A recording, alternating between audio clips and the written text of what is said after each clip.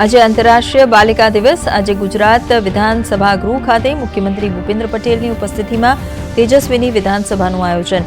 કાર્યક્રમમાં દીકરીઓના જન્મ, શિક્ષણ, આરોગ્ય, પોષણ અને નેતૃત્વના વિકાસ જેવા મુદ્દાઓ પર થશે ચર્ચા.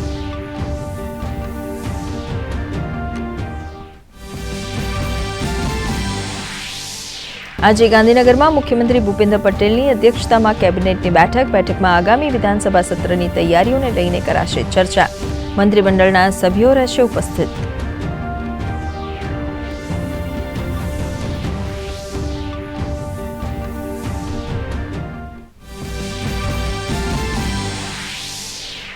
ઉત્તર ભારતમાં કડકડતી ઠંડી અને ધુમ્મસનો કહેર યથાવત. રેલવે અને હવાઈ સુવિધાઓ ઠપ. હવામાન વિભાગે કહ્યું હજુ પણ ઠંડીનું જોર રહેશે યથાવત.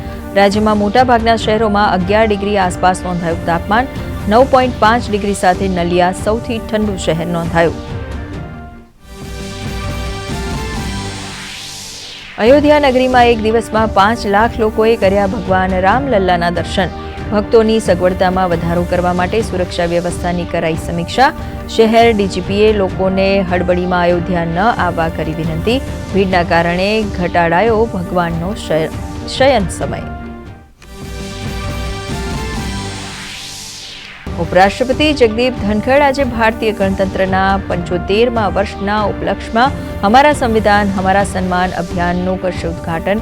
બંધારણમાં સમાવિષ્ટ સિદ્ધાંતો પ્રત્યે સામૂહિક પ્રતિબદ્ધતાની પુષ્ટિ કરવાનો આ છે અભિયાનનો ઉદ્દેશ.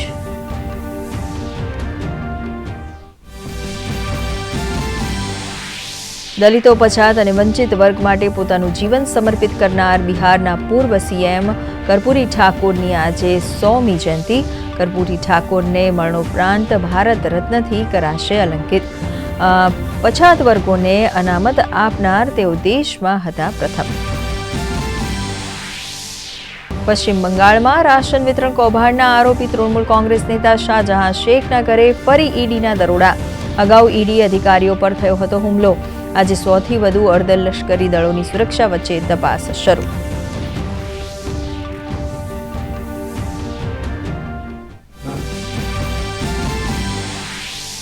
ભારત પ્રવાસે આવેલા સંયુક્ત રાષ્ટ્ર મહાસભાના અધ્યક્ષ ડેનિસ ફ્રાન્સિસ આજે નવી દિલ્હીમાં રાષ્ટ્રપતિ અને વિદેશ મંત્રી સાથે કરશે મુલાકાત. ભારત સંયુક્ત રાષ્ટ્ર સંબંધોને મજબૂત કરવા તેમજ પરસ્પર હિતના વિવિધ બહુપક્ષી મુદ્દાઓ પર થશે વાતચીત.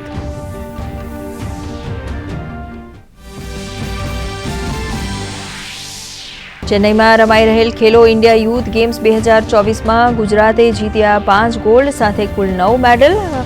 ફેન્સિંગ રમતમાં રજત ચંદ્રક તો લાંબી કૂદ સ્પર્ધામાં પ્રાપ્ત કર્યું પ્રથમ સ્થાન.